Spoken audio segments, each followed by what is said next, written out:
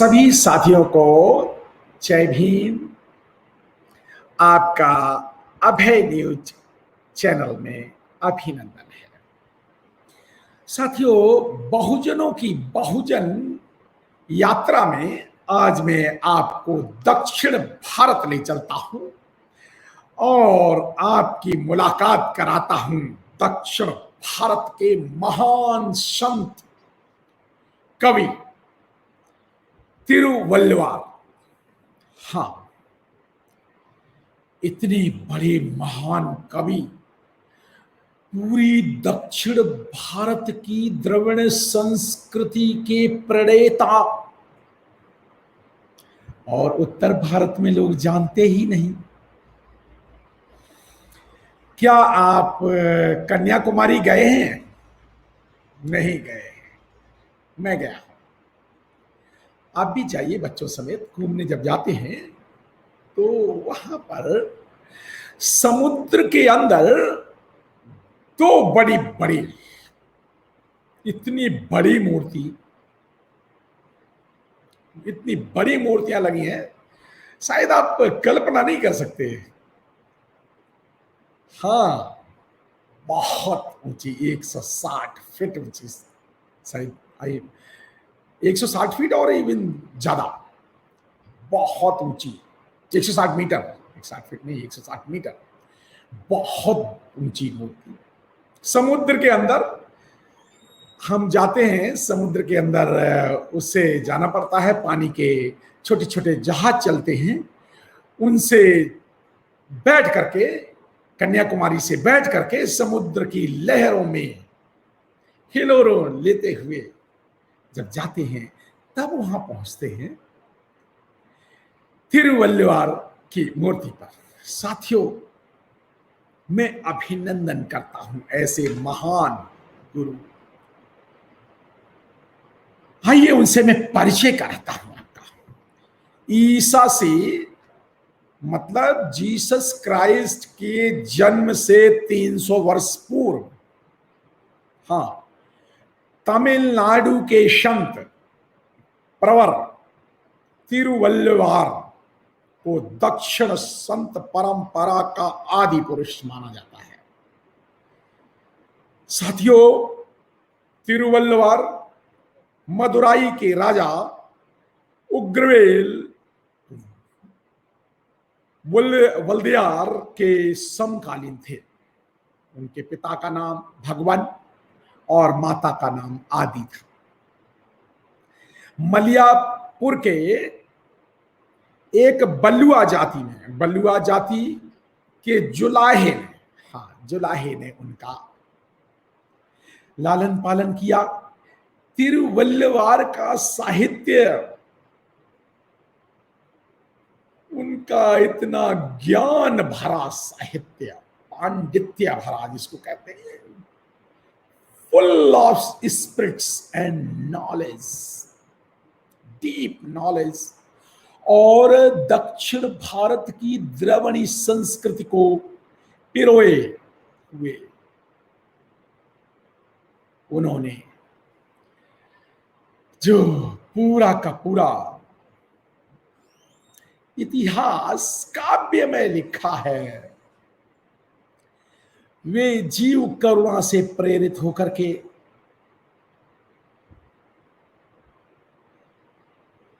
अपनी जो कमाई थी ना, वो उस कपड़े बुनकर अपनी कमाई करते थे। और उनकी पत्नी का नाम था वाशिकी। वो बहुत ही साधारण, अत्यंत साध्वी महिला थी।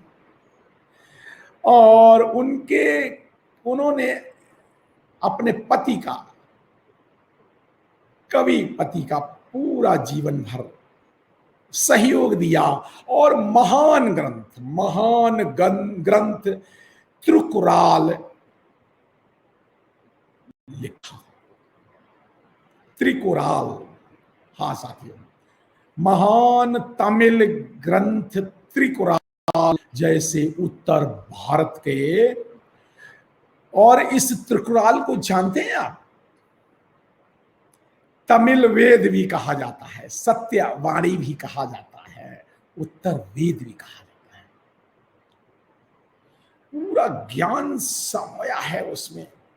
ऐसी अमर वाणी, ऐसी अमोघ शक्ति से संपन्न वाणी, वह सर्वकालिक है, सर्वजनक है, सब स्थानों के हैं, सब जातियों के हैं और सब मतावलंबियों के हैं।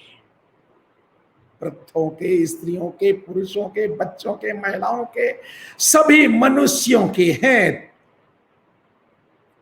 महाकवि तिरुवल्लुवर। साथियों, कितना वक्त गुजरा, जिस तरह से उत्तर भारत में और पूरे दोनों उत्तर भारत के सारनाथ में, बुद्ध गया में ज्ञान प्राप्त करके, सारनाथ में धम्मचक्र प्रवर्तनाएं करके बुद्ध ने पूरा ज्ञान पूरी दुनिया को फैलाया। और वही प्रेरणा, वही सब कुछ, बुद्ध का पूरा पूरा ज्ञान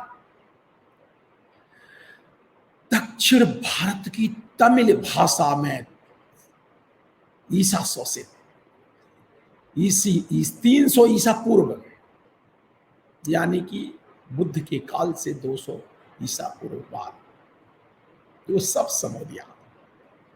साथियों, त्रिकुराल और तिरकरल भी कहते हैं, तमिल भाषा में तिकरल, त्रिकुराल, जो उनका ग्रंथ है उसमें टोटल 1330 दोहे हैं। 1330, जिन्हें तमिल में दोहे को क्या कहते हैं? कुरल, कुरल कहते हैं। और 10-10 दोहों का 10 पद्य होते हैं और 10 पद्यों का 10-10 को मिला करके उनमें डायरेक्ट एक सब्जेक्ट का गूढ़ पूरा ज्ञान दे दिया। एक सब्जेक्ट पे 10 दोहे, एक सब्जेक्ट पे 10-10 पद, और इन पदों को 10 पदों को मिला करके उसको कहते हैं एक अधिकार। और इस प्रकार पूरा त्रिकुराल ग्रंथ है 133 अधिकारों में बनाया गया है। ये 133 अधिकारों में अगर और ध्यान से और डीप अगर इसका एनालिसिस किया जाए, उसको पढ़ा जाए, तो 38 अधिकार हैं वो धर्म पे लिखे हैं। 38 अधिकार यानी 380 दोहे या पद। 70 अधिकार उन्होंने अर्थ पे लिखे हैं। 70 यानी कि 700 पद लिखे हैं अर्थ पे, इकोनॉमिक सिस्टम पर, और 25 अधिकार लिखे हैं काम पर। और जानते हैं, अर्थ, धर्म और काम पे लिखा है, और उन्होंने मोक्ष पे एक भी नहीं लिखा, एक भी दोहा नहीं लिखा। क्यों नहीं लिखा, ये आगे मैं आपको बताऊंगा। साथियों, कवि ने मोक्ष पे एक भी दोहा लिखा ही नहीं, त्रिकुराल महाकवि ने। और मोक्ष को वो धर्म, अर्थ और काम में ही उन्होंने सम्मिलित कर दिया। कुरल शब्द यानी दोहा, तमिल में कुरल। जिस तरह से कबीर ने गागर में सागर भरा है अपने कबीर वाणी में, बहुत 15वीं शताब्दी में भरा, वो तो ईसा पूर्व कबीर 100 से 1800 साल पहले उन्होंने लिखा है। बहुत ऐतिहासिक है।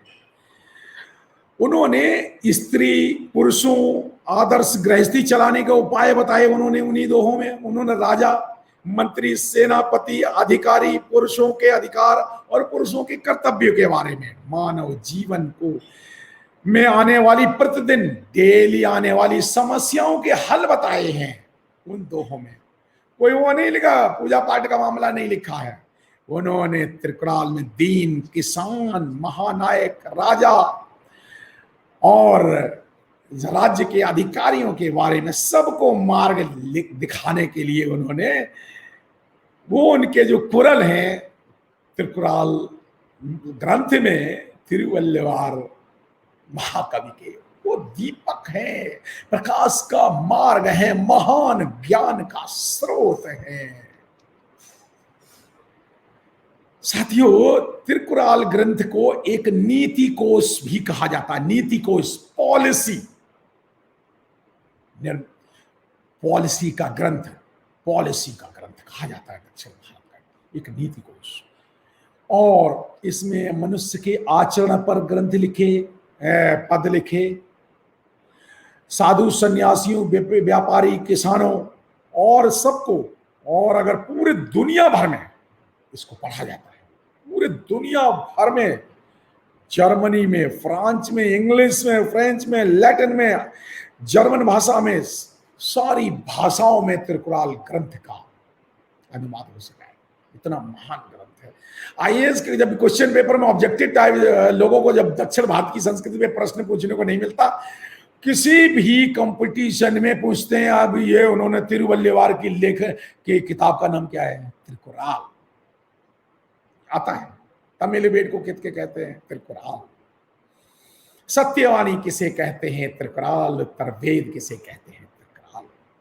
साथियों, उन्होंने तिरुवल्लुवर ने मनुष्यों को बोला, जन्म से सभी मनुष्य बराबर हैं, कर्म भेद से ही वे अलग अलग जाने जाते हैं।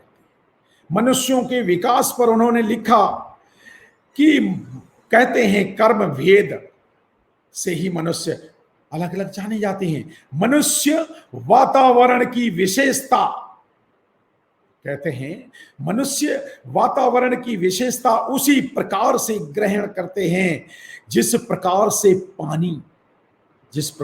पानी उस मिट्टी की, जिसमें होकर वह बहता है पानी। मनुष्य के मस्तिष्क का विकास में जो बुद्धिमानी होती है वो वास्तव में उस वातावरण की ही देन है। ह्यूमन डेवलपमेंट में बहुत बड़ा संदेश देते हैं वो। इन्वायरमेंट को, वातावरण को कहते हैं मनुष्य के विकास की कुंजी। धन पे बड़ा जबरदस्त लिखा है साथियों। मैं बहुत सारा ज्ञान, मैं बहुत ज्यादा नहीं आपसे शेयर कर पाऊंगा, लेकिन 2-4 चीजें महान कवि वल्लुवर की शेयर करता हूं। धन के बारे में जरूर शेयर करूंगा कि उत्तर भारत के लोग गरीब, पूरे भारत के लोग गरीब हैं। चलो बताते हैं गरीबों धन के बारे में, बहुजनों धन के बारे में क्या लिखा है। कहते हैं संपत्ति के असमान विवरण से को वो बताते हैं, संपत्ति के असमान वितरण को वो एक पुरानी समस्या बताते हैं। हमेशा संपत्ति का आलम, हमेशा ये एक बहुत बड़ी पुरानी समस्या है। उसका समाधान समय की मांग के अनुसार बदलता रहता है, ऐसा उन्होंने कहा है। वो कहते हैं दीन दुखियों की भूख को शांत करने के लिए धन संचय करें।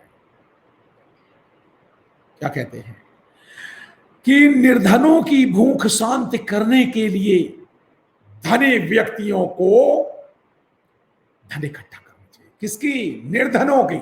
ऐसा नहीं आज की डेट में जो ये इंडस्ट्रियलिस्ट भारत का धन इकट्ठा कर रहे हैं और सब कुछ लूट करके जनता को भूखा कर रहे हैं और स्विस बैंक में भर रहे हैं ना। वो कहते हैं कि धनवानों को निर्धनों की भूख शांत करने के लिए धनवानों को धन इकट्ठा करना चाहिए। वह कहते हैं, एक स्थान पे कहते हैं, धनी व्यक्तियों का धन निर्धनों के काम नहीं आए तो यह धन तो ऐसा ही है जैसे कि एक बहुत सुंदर स्त्री जीवन भर अविवाहित रहे और बूढ़ी हो जाए। धन को कितना जबरदस्त तरीके से डिफाइन करते हैं। कहते हैं अगर ये धन जो बैंकों में रखा हुआ धन है, ये तिजोरियों में रखा हुआ धन ऐसा है, मंदिरों में रखा हुआ धन कि एक बहुत सुंदर स्त्री है और वो स्त्री अविवाहित रहे और जीवन भर और वो बूढ़ी रह जाए, किसी का भी जीवन न संभाल सके। धन ये तुलना करते हैं। अनुपयोगी धन जो अमीरों के बैंकों में रखे हुए धन की बात। साथियों, गरीबी और दरिद्रता के बारे में जानते हो, स्वर्ग नरक को वो नहीं मानते। वो कहते हैं, संत तिरुवल्लुवार कहते हैं, इस दुनिया, स्वर्ग को इसी दुनिया में है, बाहर कहीं स्वर्ग वर्ग नहीं है। उनका विचार है कि मानव अपने कर्मों के द्वारा यही जमीन पर स्वर्ग का अधिकारी बन सकता है। वे ईश्वर को प्यार का दूसरा रूप मानते हैं। वो कहते हैं प्यार ही ईश्वर है, प्यार ही ईश्वर है। ईश्वर और कुछ नहीं है, प्यार ही मनुष्य में प्यार ही ईश्वर है, ये बात कहते हैं। साथियों, तिरुवल्लुवार को गरीबों से बड़ी हमदर्दी थी, अपार सहानुभूति थी। वे दरिद्रता को अभिशाप मानते थे। साथियों, गरीबी गंदगी है, वो गरीबी को अभिशाप मानते थे। वह कहते हैं कि कुल दरिद्रता ने एक दिन आकर मुझे झकझोर दिया। जो हंस हंस कर जी नहीं सकते, उनके लिए वह बड़ा विश्व, वह महान विश्व दिन में भी काली रात के समान सदृश्य अंधकार में है। क्या करें ऐसे महान दुनिया का, क्या करें विज्ञान का, अगर भारत के लोग भूखे हैं? क्या करें उस चंद्रयान का, अगर भारत के 40 से 50% लोग गरीब हैं?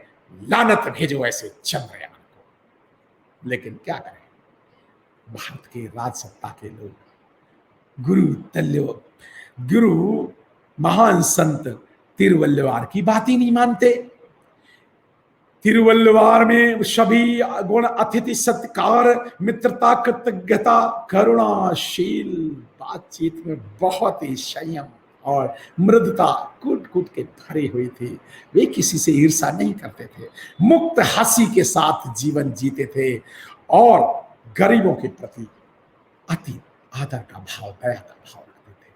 साथियों, मैंने आपको दक्षिण भारत के महान संत कवि तिरुवल्लुवार के बारे में बताया। हाँ, दूसरी मूर्ति एक लगी है वहीं पर, उसी समुद्र में, कन्याकुमारी में, संत विवेकानंद की, जो कि बाद में लगाई गई दक्षिण भारत में उत्तर भारत की संस्कृति को फिट करने के लिए, क्योंकि वहीं से शंकराचार्य ने ठीक वहीं